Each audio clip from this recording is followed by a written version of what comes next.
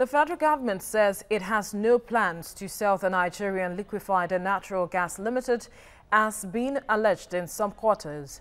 The revelation came at an investigative hearing where the House of Representatives Committee on Gas Resources queried the Petroleum Ministry and the NNPC over a variation of $1.15 billion in the upgrade of contract OML 58 and the execution of the Northern Option Pipeline. National Assembly correspondent Joke Adisa tells us more.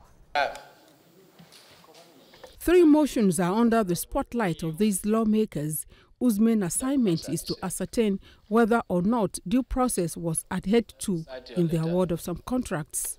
In his opening remarks, Speaker Yakubu Dogara harps on the essence of the investigative exercise. The negative impact on our economy of leakages in accruable resources in our oil and gas sector is very apparent. The National Assembly owes the nation the sacred duty to use the instrument of legislation to prevent or remedy all anomalies and policy deficiencies that are inimical to the economic prosperity of the country. One of the tasks at hand is a motion on the need to stop the sale of the NLNG, but the Petroleum Minister Ibe Kachiku, here represented, denies the alleged plot to sell the company. We are gathered here today for an investigative hearing on these motions. 1, need to stop the sale of Nigeria Liquefied Natural Gas Limited, NLNG.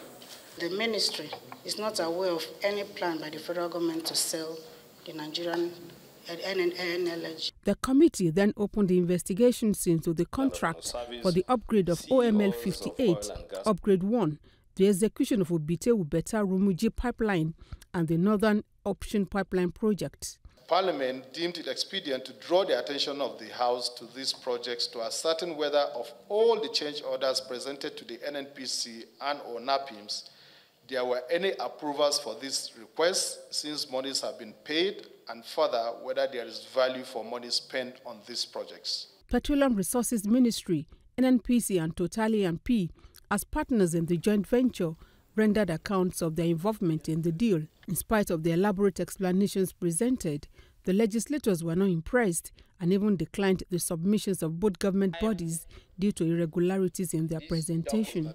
The representative from Total came under a barrage of questions as he tried to explain how the $3.45 billion contract in 2008 rose to $4.6 billion.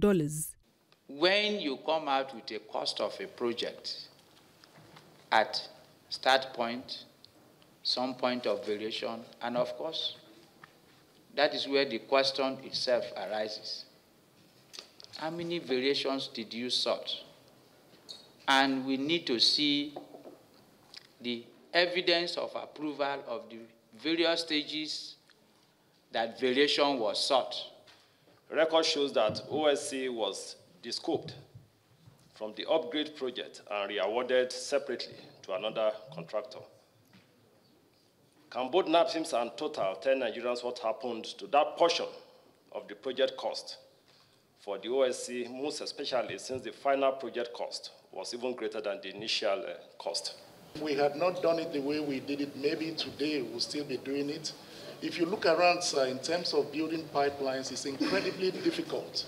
The issues of right-of-way, the issues of communities, it is an incredibly difficult process. Meanwhile, the committee has directed NNPC and Total to provide the subcontractors whose addresses it